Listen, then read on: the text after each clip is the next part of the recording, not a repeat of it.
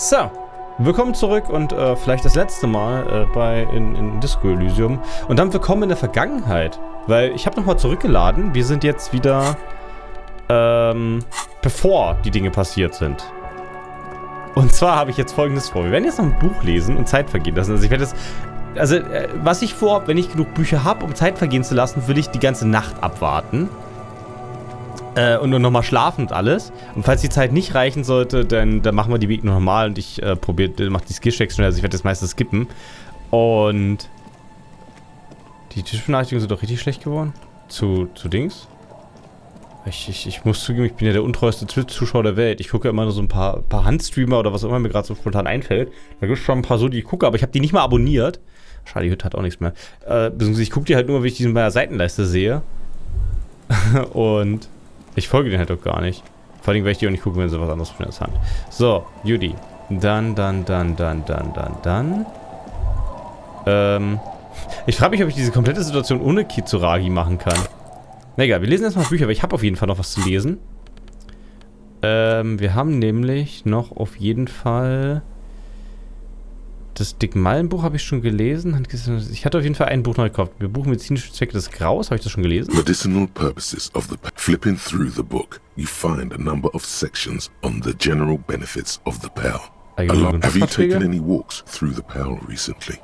Das ist halt zweimal durch das Grau gelaufen, da zweimal die Woche. And on your walks, do you stop to meditate on the nature of your being? Oh, die Natur des Seins im Grau zu meditieren ist bestimmt eine super Idee. Absolut, jedes Mal. Good. And when you meditate, are you in the nude? Natürlich bin ich nackt. Excellent. Hervorragend. You're doing everything as you should. Regular pearl meditation has been shown to help keep your body lithe and strong. Your mind alert and expansive. Mind alert and expensive? Warte mal, man soll im Grau über die Existenz des Seins nachdenken? Das scheint mir aber kein guter Rat zu sein, oder? Ich meine, sorgt das Grau nicht dafür, dass man Realitätsverlust, also irgendwie sich selbst verliert? Den geschmeidig und stark zu halten. A note of caution, however. Be sure to limit your exposure to the pearl to no more than an hour a day and no more than 3 hours total per week. Aha. Also wie genau soll man das denn machen mit der Grau-Meditation? Gibt es irgendwo Stellen, wo man leichter ins Grau reinlatschen kann? Weil ich dachte, das Grau fängt so diffus an und wird dann immer mehr, bis es halt immer das Ferngrau wird. Wie genau willst du denn das machen, dass du nur 1 Stunde im Grau rumrennst? Ich habe benachrichtigt, wir dann 10 Minuten nach Stream beginnen. Ja, dessen fange ich ja mal ein bisschen früher an, aber ich muss zugeben, habe ich ja nicht so einen frühen Stream-Anfang. Na gut, das Graubuch hatten wir schon mal. Erstes dieses Buch für Kinder, habe ich das schon mal angeguckt? You hold in your hand the colorful primer. Oh, ich kann Kim sagen, dass ich das Alphabet kenne. Good. I also know the alphabet. It is a very useful skill to have, he thinks, for all sorts of life activities, like reading. Sobald zum Lesen. Oh Mann, das ist gleich ein Aktienzertifikat. Ach, das kann ich dann gleich noch was machen. Devious use. Okay, du kannst das mit nichts machen. Ich hatte doch hier irgendwo... Habe ich mein Auto schon Police angeguckt? badge on which you see the photo of a man. Okay, das hatte ich schon. 16 Bitterkarte-Tage im April habe ich auf jeden Fall. Kurze Einführung der The Inframaterialismus. face of King Freecell smiles at you. For some reason, the smile now strikes you as more forced than it did before. Warum kommt mir König Frissel jetzt? Achso, weil ich darüber mehr gelesen habe. Na gut. Mehr über das internationale This Entwicklung. section includes a long, tedious critique. You Freiheitsabkommen. also skip over an article about heavy fuel oil smuggling along the Messina border. Something about bear wrestling in Samara. Book riots in Yugograd. Bärenring in Samara, Bücher. Also ich klingt mich jetzt größtenteils durch. Ich mache das hier nur, um Zeit zu verbringen. Whoa. Bear wrestling. Flip Was? back to that. Reaktionsvermögen oder Bärenring? Na gut, mal sehen, was mit Bärenring auf sich It hat. seems to be part of a new public fitness initiative in the People's Republic of Samara, SRV, devised and promoted by none other than President Kenajinski himself. Staatliche Fitnessaktivität für niemand geringer als Präsident Knischinski? Ah ja, also das ist eine Fitnessaktivität, die Bärenwrestling According ist? to this extremely credulous account, Uncle Sport, as he's affectionately known to his people, has recently decreed bear wrestling the national sport of the SRV.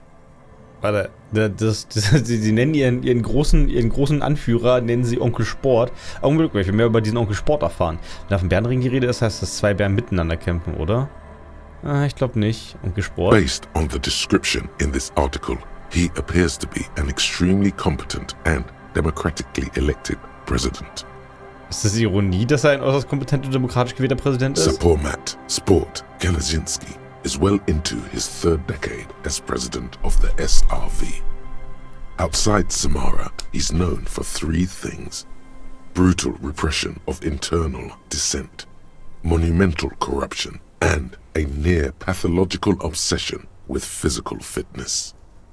Oh, also zumindest der Teil mit dem Sport stimmt, aber also er ist vielleicht doch nicht ganz so kompetent, aber hey, er herrscht immerhin schon seit 3 Jahrzehnten und er ist für Unterdrückung, Korruption monumentalen Ausmaß und pathologische Obsession für körperliche Fitness bekannt. Schön, super, kommen wir wieder zurück zum Bärenring. It's quite straightforward. A standard match features 1 man, or in some cases woman, against 1 bear. 2 competitors, 1 ring, 5 rounds, or until incapacitation. Oh, also das gibt tatsächlich Frauen, die das machen schön. 2 Teilnehmer, 5 Runden. Wie macht der Bär mit? According to the SRV's Ministry of Information, the program has been a tremendous success. Public support stands at 87%, and youth obesity and alcoholism rates are down 12% and 7% respectively. 87% Zustimmung fürs Bärenfressen ist doch schon mal schön, oder? This is the SRV we're talking about. If you think those are the real numbers, there's probably a guy who wants to sell you a bridge in Lesestunde. Ich frage mich wirklich, wo dieser Witz das erste Mal herkommt. Also dieses Figure of Speech, ob das von Tate Pratchett ist. Da hatte ich das auf auch schon mal gelesen mit wenn du das glaubst, ich habe da eine schöne Brücke unten in Bobabab in den Quirm, die ich dir verkaufen möchte. Na gut, wahrscheinlich ist es schwer, mit einem Bären zu ringen, wenn man nicht fit ist. Wahrscheinlich ist es schwer, mit einem Bären zu ringen, wenn man betrunken ist. Wahrscheinlich ist es schwer, wenn man nicht fit ist. That's very much the idea. President Kaczynski has long maintained that a strong body is the best defense against capitalist aggression. Ein gut trainierter Körper ist die beste Abwehr gegen kapitalistische Aggression? Ah ja. In shape, out of shape, you've always preferred to rely on your wits. Du hast dich bisher immer lieber auf deinen Verstand verlassen, sagt die Suggestion. Ist es so? Ja gut, wir sind konstitutionstechnisch, sind wir echt nicht so. Ob das, wenn ich mehr Körper hätte, ob das was anderes triggern würde? Kim, glauben Sie, dass unser Fall uns vielleicht in die SRV führt? Wahrscheinlich eher nicht. The Samaran People's Republic? No, I should expect not. Why do you ask? Ich dachte, es ist lustig wäre, beim Bärenring zuzuschauen. Ich dachte, es ist lustig wäre, mit einem Bären zu ringen. Ich, zuschaue. They're quite the spectacle, as I understand. I've heard they make the people in the front rows wear plastic sheets. Oh, die Leute in der ersten Reihe ein bisschen Plastiküberzüge tragen. So ein Spektakel ist das. On account of the blood, you see. Ja. You flip back to the front of the magazine. The table of contents unfolds before you. Was ist, kann mich in 9 schon pennen, was das Geistesleben? It takes a moment, but gradually it dawns on you that Kunst und Kultur must mean arts and culture. Hey, wir haben übersetzt. Achso, das ist... Ja, sonst wäre Kunst und Kultur doppelt. Deswegen haben sie es hier Geistesleben genannt. Okay, gut. Also Kunst und Kultur heißt Kunst und Kultur. Why they decided to title this one section in Volda is beyond you. Also Gottwald ist Deutschland. Das ist ja eigentlich auch schön, oder? Beziehungsweise wahrscheinlich Österreich, oder? Also das klingt halt... Ist halt irgendwie... Aber die Gottwaldiens haben wir bis jetzt noch nicht so viel gehört, oder? Außer, dass die irgendwie lustige Philosophie haben. Obviously, because it's cool to drop random phrases in foreign languages. Ja, random Sätze aus anderen Sprachen. It evokes a sense of recognition and fellowship among those privileged enough to understand. Ah ja, privilegiert. As you leaf through this section, you come across several reviews of recent radio plays, as well as a brief artist spotlight featuring a local artist identified only as CS. CS? Mehrere Kritiken so Rundfunkhörspiele, kurze Brennpunkt seiner hiesigen Künstlerin als CS. Wir haben keine Ahnung, wer es sein The main könnte. feature, though, is a long essay titled Tip Top Tournee, a critical Mazovian perspective. Oh ja, eine Massow-Perspektive, The großartig. Tip Top Tournee is an inter-Isolari racing series, mostly known for its high speeds, ludicrous sponsorship deals, and high death toll. In Revachol is held quadrennially on the prestigious Zero Carousel Racing Circuit. Aha, interstelläres Rennserie, überwiegend durch Geschwindigkeit, haarsprechende Sponsorenverträge und hoher Todeszahl bekannt ist. Schön. In Revachol alle 4 Jahre. Kurzbiografie CS. This so-called artist spotlight is really just a brief Q&A, made all the briefer by the subject's evident hostility to her interviewer. Oh, das ist ein kurzes Interview mit aggressiver Reaktion. Das ist ja super. Na schön, schauen wir uns, was diese Kommunisten über TipTop zu sagen You haben. think you're settling in for a relaxing recap of the most recent season, maybe sprinkled with some nice anecdotes about a few of the more colorful drivers. Du bringst mir eine nette Zusammenfassung vor. Die wird bestimmt nicht nett sein, oder? Instead, you find yourself skimming a 10,000-word feature about all the politically problematic aspects of Tip-Top Tourney. Oh, es hat 10.000 Wörter. Auch wenn hier ellenlang steht, gemeint sind viele, viele Worte. Was ist denn an TipTop problematisch? Where to even start? For one, there's the crass commercialism of its sponsorships. And then there's the practically criminal emphasis on deadly motor crashes. Oh ja, yay. Es ist, ja gut, das ist halt kommerziell, ne? Das finde halt das nicht gut. So, all of it, basically. Irgendwie, wer hat das so geschrieben? Oddly enough, this article has 2 bylines. Nastab Encolada Bernal and Exilus Buka. Was? Das ist der Artikel hat, also der Artikel, der das ganze Rennen unfassbar schlecht, also negativ beschreibt, hat 2 Verfasser. Nastab Escadalada Bernal? Was ist das eigentlich für ein Name? Der ist ganz schön lang, oder? Und Exilius Bücher? Also, Hauptsache ich heiße Exilus. Exilus Bücher. Das ist auch ein guter Name. Den sollten wir uns aufschreiben und merken. There's no way those are real names. Ich finde ihn aber trotzdem gut. Warum ist das kein echter Name? Have you ever met anyone named Exilus? Come on, they're plainly pseudonyms. Ich finde Exilus ist ein guter Name. Hast du schlimm an Sponsorenverträge? Under capitalism, the article says, every pursuit has its price. Every pleasure, even one as elemental as the joy of racing others around a track, is reduced to an advertising opportunity. Das ist natürlich ein gutes Argument, dass das Sponsoren dazu sorgt, dass jedes Vergnügen, das dafür sorgt, dass alles nur noch zu einer Werbegelegenheit wird. Thus, the so-called tourney becomes a competition between increasingly meaningless brand signifiers. Your discount laundry detergent racing against a pack of Astra cigarettes, or even a fritter. Die Markensymbole rasen gegeneinander. Billiges Waschpulver gegen Astra-Zigaretten. Immerhin gibt es ein paar Unfälle. And that precisely is what's problematic about it. Were it not for the promise of random, spectacular violence, audiences would quickly lose interest. Oh, ohne spektakuläre Brutalität, die random passiert, wäre keiner begeistert. At the end of the day, it's the destruction of these 750,000 real races that you're really watching for. Ja, das ist mehr Geld, als ich habe, ne? Na, ich bin mir sicher, dass ich die Rennen an sich mag. Du hast recht, ich stehe wirklich auf die Brutalität. Nein, ich mag bestimmt die Rennen noch so. Sure, you think that, but subconsciously, it's the visions of brand names being engulfed in flames that you crave. Oh, mein Unterbewusstsein möchte die Vision brennender Markennamen. It's the stilted language and overconfident tone. That's the real giveaway here. You're almost certainly reading a recycled university essay. One that could probably use some edits. Oh wow, ich kann die massivste Beobachtung nochmal überarbeiten. Du stückst deinen Stift, ich nehme mal schnell ein paar Erinnerungen vor. Oh ja, mal schnell, ich kann es nicht fassen, dass solche Mumpitz tatsächlich veröffentlicht. Du schüttelst den Kopf. Das habe ich noch nie so wirklich drüber nachgedacht. Also das wäre wahrscheinlich auch eine Möglichkeit, hier nochmal die massivste Philosophie lang zu gehen, oder? Wenn du das hier nochmal Veränderung machst. Okay, wir bearbeiten diese Uni-Arbeit. Armed with Lena's friendly green ape pen, you spend entirely too much time writing constructive feedback in the margins of the page. Stimmt, wir haben ja noch Lenas Kugelschreiber, hätte ich schon wieder ganz vergessen. Also hätten wir das nicht machen können, wenn ich keinen Kugelschreiber gekriegt hätte? By the time you're finished, the original article is nearly illegible. Vor allem, ich schreibe das alles in Taschenlampenlicht. You know, most people would just write a letter to the editor. Manche Leute würden einfach nur einen Leserbrief schreiben. Or even better, just leave it be. Oder sich einfach sein lassen. Sie glauben ja nicht, wie schlecht diese Artikel teilweise geschrieben sind. Gibt dieser Artikel überhaupt, dass in Wirklichkeit niemand der Tip-Top-Rennen wegen der Rennen schaut? Oh, come on. Can this article read your mind?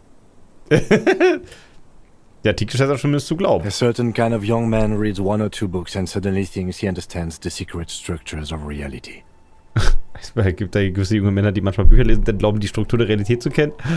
If I had to wager, I'd say they've never even seen the inside of a motor, much less a motor race. I'd take whatever they write with a large grain of salt. Ich wette, dass sie noch nie ein Motorwagen... Also sie meint, das ist ein kleines Sie, also es ist halt, er meint die Schreiberlinge. Achso, stimmt, Kim ist ja ein großer Autofan, ne? Dass die noch nie das Innere von einem Motorwagen gesehen haben, geschweige denn ein Rennen. Ich würde vorsichtig nehmen, was sie You schreiben. flip back to the front of the magazine.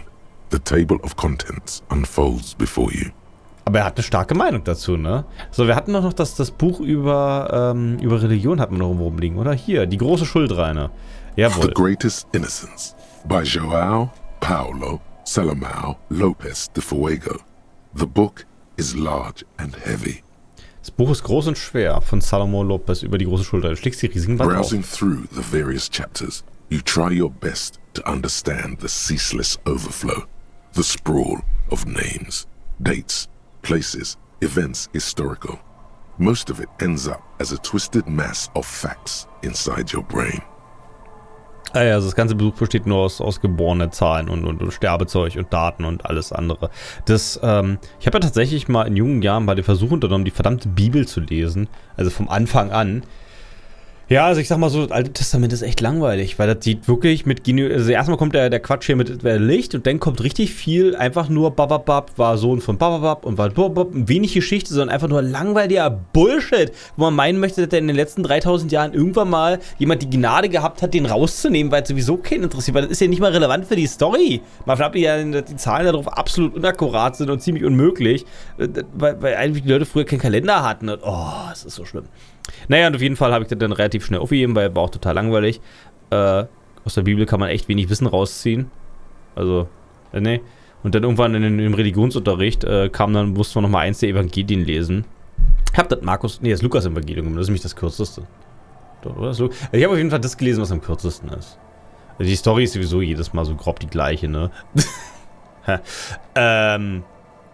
Ja, also Religionsunterricht war übrigens an sich ganz interessant, um das hier mal kurz abzuhandeln, das Thema, weil das habe ich mal gemacht, weil Ethik war anstrengend und ich wollte gute Noten haben und Reli hat gute Noten versprochen. Das Problem war bloß, dass das Jahr vorher der Pastor, der da mal da war und halt eingeschlafen ist, durch eine echte Religionslehrerin ausgewechselt wurde, die da wirklich mal so ein bisschen Theorie gemacht hat mit Zeug und... Naja, aber trotzdem ganz spaßig. Also dafür, dass ich da quasi den radikalen Antitheisten gemacht habe, hat das sehr gut geklappt. Nicht Atheisten? Antitheisten. Naja, also dafür bin ich da ganz gut durchgekommen, weil ich konnte meine These mal ganz gut erklären. Oder die hatte einfach irgendwie Langeweile und hat da Spaß dran gehabt. Die Frage war vor allem die Frau eines Fachers, glaube ich. Naja, egal. Your educational survey is done. Did you catch any of that? No. Oh well, it's pop quiz time. Let's see what you've learned. This might take a few minutes. You ready? Oh ja, deine Wissensreise hier beendet. Ist was hängen geblieben. Jetzt wird Zeit für eine Stegreifaufgabe. Oh Gott, bloß gleich lass mich hier raus. Na klar, machen wir das sicher. That's the spirit. Here we go. Question 1. Who was the first innocence? Oh, wer war die erste Schuld rein? Ich habe keine Ahnung. Oh yeah. This is what I was made for. Dafür wurde die Enzyklopädie gemacht. Ah, wirklich? Na gut, dann gib mir alle Hinweise, die du auf Lager hast. Dolores Dei war bestimmt nicht die erste. Der Perikaniers hier, weißt du? Ich habe mir gerade von beiden, was ich gerade gelesen habe. Enzyklopädie. A pop quiz is a short examination designed to test your knowledge without any prior warning or announcement. Such exams allow the teacher to assess how thoroughly the students have retained the material at hand. Voila. Now blast that first innocence. Ich hätte jetzt gedacht, dass mir die Enzyklopädie sagt, was ich wissen muss und nicht sagt, was ein Popquiz ist. Na super. Thanks for nothing. Danke für nichts. Das ist wirklich... Dolores Dei. Dolores. Aber es war doch nicht die erste Schuld. Ich dachte, es gibt nur alle paar hunderte eine Schuldreihe. Also, aber Dolores Dei war doch nicht die erste. Incorrect. Dolores Dei was the innocence of humanism, internationalism and the welfare state. She codified parliamentary democracy and created modern institutions. Among these, the moral intern, she was powerful and beautiful on all her icons. Ja genau, das war die moderne, der Internationalismus, moderne Institution, aber sie war halt nicht die Schuldrein, die erste. Her colors are silver, white and apricot. And when you think her name, Dolores, stomach acid rises to the back of your throat And it hurts. You see a flash silver, a wreath, an airport bag, and blonde hair. You don't know why. Another choice, perhaps? Oh, du siehst einen silbernen Lichtblitz, einen Kranz, eine Flugplatztasche und blondes Haar. Oh, heißt, unsere Freundin hieß doch Dora, ne? Also wahrscheinlich Ex-Frau, wie auch immer. Und wahrscheinlich ist das der letzte Moment, den wir irgendwie mit der Schuld rein verbringen. Und vor allen Dingen das Aprikosen... Wir haben doch dieses Aprikosenpapier, was uns auch an Dora erinnert, ne? Steer clear of this one. There's something terrible about this one. Daran ist was Schreckliches, was? A strange sensation of loss. When she left the earth, the dust, and the ice, and the humans. That is unimportant to the quiz. Stop thinking about this. Ein eigenartiges Gefühl des Verlusts, als sie die Erde verlassen hat, der ganze Staub und das Eis und die Menschen. Das ist alles jetzt unwichtig? Na gut, denn die Pericanesia? Correct. Nothing much is known about him. It's not even clear that he was a he, but Franco Negro presumed as such and called him Pius. He's depicted as a young man with molten gold pouring out of his mouth. All he spoke was gold. It's said he invented God and equality of men before God. He also introduced the gold standard as a way for measuring people's love for Aurum. Also das vom ersten Schuldrein, also es war ein Schuldreiner, es gibt nicht nur Schuldreine, weiß man nicht so viel und sein Name war angeblich Pius, aber das haben sie auch noch ausgedacht und aus Bildern fließt oft Gold, weil alles, was gesagt war, Gold und der hat den Goldstandard eingeführt. Das ist nicht schön. As the first innocence, he declared that there should be more of those like him. It is presumed his disciples were the beginning of the Holy Party, the founding party. Ah ja, er hat gesagt, es muss noch mehr wie ihn geben und der hat die Religion gegründet. Question 2. Who was the strongest innocence? Wahrscheinlich Dolores Dei. Everybody knows the answer to this. You, me, anybody. Oh ja, die Friedrich-Merz-Antwort. Sie wissen die Antwort, ich weiß die Antwort, wir alle kennen die Antwort, da müssen wir nicht drüber reden. Ja klar, versuchen wir es einfach mal, du wirst mir sicherlich helfen. An innocence is the highest category of historical personage in the world. A literal personification of history. Traditionally, an innocence, when anointed, assumes supreme rule over the Occident or the known world in general. Traditionell man den Schuldreiner gesagt, der Alleinherrschaft über den Occident. Zumindest über die Teile, die interessieren. Ja, aber dachte, du gibst mir eine echte Antwort. I can do better. Okay, so commonly an innocence does not enforce his or her power through military power. This is seen as unnecessary. The innocence wins because an innocence can't help but win. For their deeds are inevitabilities. Did this help? Die Enzyklopädie ist wirklich ein 1A-Troll. Ah, schön. Also die herrschen nicht durch militärische Macht, sondern einfach nur, weil sie einfach per Definition gewinnen. Nein, das hilft überhaupt nicht. Damn. Verdammt. Dolores. Warum will denn die Schmerzgrenze aber Dolores sagen? Aber in diesem Fall glaube ich, dass es wirklich Dolores ist. Vespa Messina und kenne ich so viele. Incorrect again. While she originated many modern institutions, launched several successful expeditions, and was even critical of the innocentic system itself, and somehow keeps popping up in your mind, she is not often considered the strongest. Okay, ich sollte vielleicht nicht mehr auf die Schmerzgrenze setzen, weil die behauptet dann immer wieder, dass es Dolores Dei ist. Es ist schön, dass das Buch davon berichtet, dass sie es immer wieder auf Dolores zurückkommt. Aber vielleicht hieß ja auch unsere Freundin einfach anders. Na gut, die erfolgreiche Expedition war sogar, dass das Thema Schuldreiner an sich kritisiert wird, sie... naja gut, okay. So viel dazu. Was? Even though the words most associated with her rule are l'amour, la compassion, la autodiscipline, love, compassion, self-control, which could be seen as facets of strength. Would you like to try again? Ja, wir versuchen das nochmal. Aber beim nächsten Mal. Schön, dass ich mich daran jetzt so aufhalte. Wir sind noch nicht mal bis zu den Söldnern gekommen. Weil ich will ja auch diesen... Oh, habe ich den Gedanken überhaupt gestartet? Das wäre natürlich jetzt fail, wenn ich das ja gar nicht gemacht hätte. Doch, habe ich. Aber erst in 1,5 Stunden fertig. Und dann weiß ich hier richtig viel über den anderen. Und dann machen wir nochmal die ganzen Skillchecks mit dem anderen Ding. Aber wie gesagt, beim nächsten Mal.